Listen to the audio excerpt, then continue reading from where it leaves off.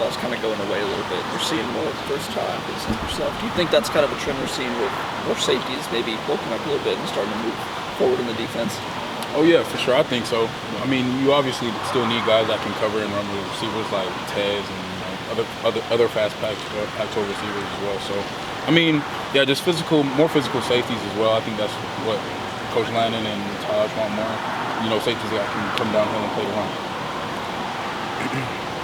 What the conference realignment does it feel like for you, where you get one more trip home and then that could change quite a bit in terms of the footprint if you come back next year and where you guys could be playing and the kinds of teams you could be playing? Just your thoughts on that as a player. It's like, yeah, you still got a trip back to Utah in the middle of the season and the season ahead, but very different schedule potentially in the future.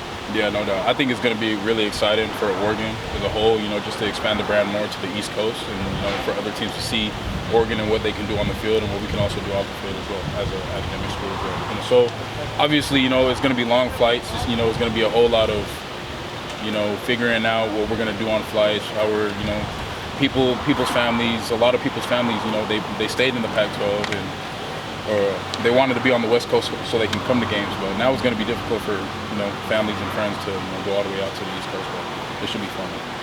How much were you guys talking about realignment in the weeks leading up to it, and I guess obviously afterwards? What were the conversations when you guys learned Big Ten is the future?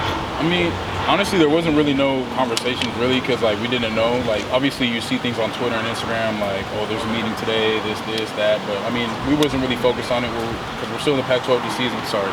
But we're still in the Pac-12, so, you know what I mean? Just little things like that. I mean, a lot of the guys weren't really worried about it, so. You mentioned physicality by the safeties. What other kind of overarching things are Tosh and Dan emphasizing to this unit right now in fall camp to help this group reach another level in year 2 under them? I think just plastering on those quick receivers that we're going to see from week to week, and then also playing quarterbacks that are going to scramble as well. So, you know, just plastering on receivers and then being able to keep a roof on the back of the house right there. How do you think the physicality is compared to where it was maybe at last year? I know that's something that Dan's really emphasized. Way through the roof. I think we're going to be a more physical team this year. I mean, Coach Lanning from day one of fall camp has said that, you know, we're gonna knock heads. We got to bang more. So, I mean, I honestly think and believe in everything so that we're going to be 100% more physical. I'm sure there's multiple guys, but is there anybody in particular that kind of sets the tone for that, do you think, on the defensive side? I mean, there's a lot of guys. Evan Williams, in particular, he likes to come down and play the run as well. And I think myself as well. Since I bulked up in the offseason, you know, I'm more physical as well. So I think a lot of the guys are up front too. So. What have you seen from Devin Jackson in particular, from last year to this year, and then from spring to this fall as well? He's having a tremendous camp right now. He's gonna help the team play some good football this year, and I think he's on the right path. You know, he's escalating and he's having a tremendous camp right now. You know, he's stepping up as a young leader on the defense and also in that inside back. Are there things in particular with his game on the field that you've seen really improve tremendously over the past year? Yeah, he came in his freshman year a little light for a linebacker. You know, he bulked up in the offseason.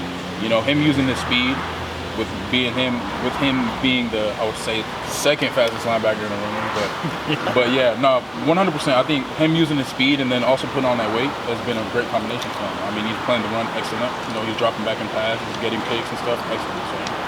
He's still mainly an inside guy with you guys. Devin?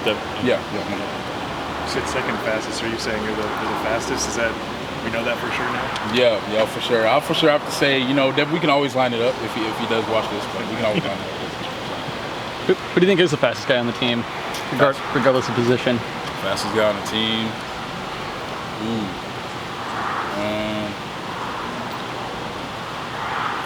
Devin Jackson or Tez. Devin or Tez. Guys go head to head. With Mekhi getting there the last few days, do you think he could enter that conversation at some point? Oh yeah, for sure. Yeah, he's fresh. He's still new. He's got a lot to learn, but I think Mekhi can be up there. Jeff, we want to see ahead of this first scrimmage or even during this first scrimmage, like it's one of these leaders on the defense and productive guys. I think leading the returning tackle. You'll feel good about Saturday or the rest of this week. Like you'll come in on Sunday looking at Saturday scrimmage tape if you guys do what in the next couple of days. So, like, what do you mean by that? Like, all right, it's first scrimmage of camp. You guys, like you have gone through it before, but like you'll feel good defensively about what the defense did. If you see what do you need to see in terms of progress or execution or whatever you feel good about Saturday in particular?